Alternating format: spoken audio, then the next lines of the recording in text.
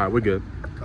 Shalom. Shalom. I want to give all praise and honor and glory to Yahweh, Bahasham, Yahushua, Bahasham, Chakodash. Them honors to my apostles, the elders of Great Millstone. Salutations to the 144,000 and the 130 back of the nation of Israel. Your brother Kabash from the gym at Atlanta camping. I'm here with the officers of Cardia. Going into a Godspeed. And this is just going to be a quick impromptu video going into enlightenment. What is the enlightenment? It's you waking up to this truth. You know, that's you being quickened or made alive. So the spirit of the Lord is in us, which is of His word, is making us alive to do the things which He spoke about, that His prophets scribed down in the book according to the scriptures. That's what He put in this truth according to His mind. 2 Timothy chapter 3 verse 16 goes to that. All scriptures are inspiration of the Heavenly Father. So the Heavenly Father waking us back up by enlightening us with this truth. So right here in Ephesians chapter 1 verse 18 says, the eyes of your understanding being enlightened. What is the eyes of our understanding? You can only understand with one thing, and that's the mind.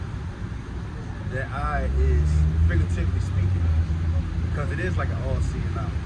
With your mind, you know, with the mind we foretold the future of the sins of the Heavenly Father. Now, right here in this verse again, the eyes of your understanding being enlightened. How was it enlightened? It was enlightened by way of we having teachers according to the Lord's hearts to teach us these things. And that's also a prophecy being fulfilled concerning Malachi chapter 4, about the 5th verse, in the 6th verse, about really the fathers, in verse 6, turning hearts, children back to the Lord, and vice versa, the father's heart going back to the Lord, which is our spiritual father, which are our teachers of these scriptures, in particular who the Lord rose up to teach us. Now I'm going to get this scripture and I'm going to go back and I'm going to end it off from here. This is Jeremiah chapter 3, verse 15. And I would give you pastors, which pastor goes into what? Teaching or preaching. One that guides the flock, you know, and put them in a resting place, you know, full of food such as green pasture, whatever sheep eat, and then, you know, they land still, you know, in a place where tranquility exists, which is really this truth. And we got rest from our wicked enemies.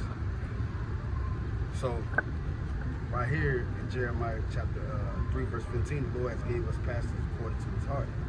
And I will give you pastors according to my heart. This is the Lord's mind to give us great teachers, to teach us this understanding, which is really enlightening our minds to know the will of the Heavenly Father. Everybody don't know the will of the Heavenly Father. And that's why you see people dying. That's why you see people just bugged out of their minds, in particular our people in the world. They thinking that, you know, it's the opposite of whatever the Lord say too as well.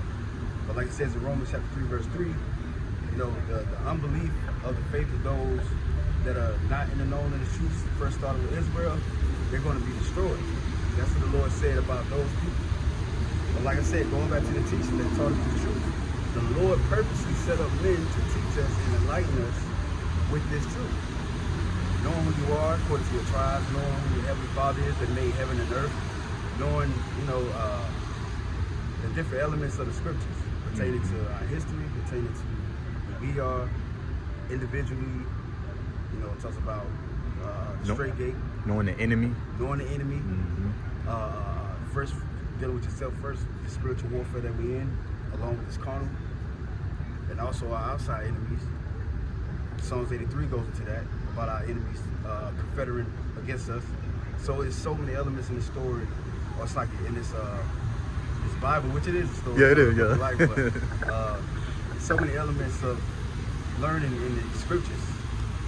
So that's part of us being enlightened.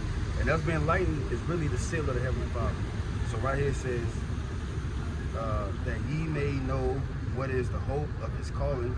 How we know the hope of His calling? By way of getting His teachings, getting His learning. Romans chapter 10 goes into that. It speaks on, you know, around the 12th verse. How then should one believe if he had not been taught? You have to be taught. You have to research. You have to do this research. Paul gave praise to the Church of Bereans because they didn't go out face value what he was speaking to them according to the doctrine that he was forced to go out to teach. You know, when Yahushua knocked him off the horse, because Paul was a Pharisee before his name was Paul, his name was Saul. And he was going out doing the decree of the Pharisees, which the Pharisees at that time, they was in league with the Roman Empire.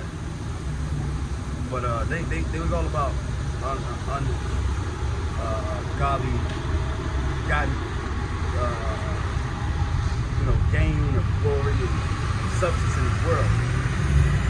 So the Lord changed him for that state and had him to go out to teach his doctrine, which is this truth. The same thing is going on for us. We was once in the world having our minds darkened, not enlightened with this truth, and now we have the truth and we see. It says, and what the riches of the glory of his inheritance in the saints. So the inheritance is first being his truth. And then also in Psalms chapter 2, it talks about how we should possess of the nations. That's part of the inheritance too. That's along this territory of us getting enlightened by the truth. Because if you're not enlightened, you are remaining in the congregation of the dead. Luke chapter 4, verse 1 talks about that. You come to this truth and it's life, which not anybody come to the truth, only the nation of Israel. So-called Negroes, Latinos, Native American Indians. So Jake, wake up, get enlightened with this truth, because hey, it's high time to wake up out of sleep. Romans chapter 13, verse 11 goes to that. 1 Thessalonians chapter 5 goes to how the Lord's gonna come like a thief in the night. So if you ain't ready, then the Lord's gonna make you ready for something else. Because whether you're good, you deserve for salvation, or if you're wicked, you deserve for damnation. Yep. So that's why it's important for us to get enlightened with this truth. So let me say something.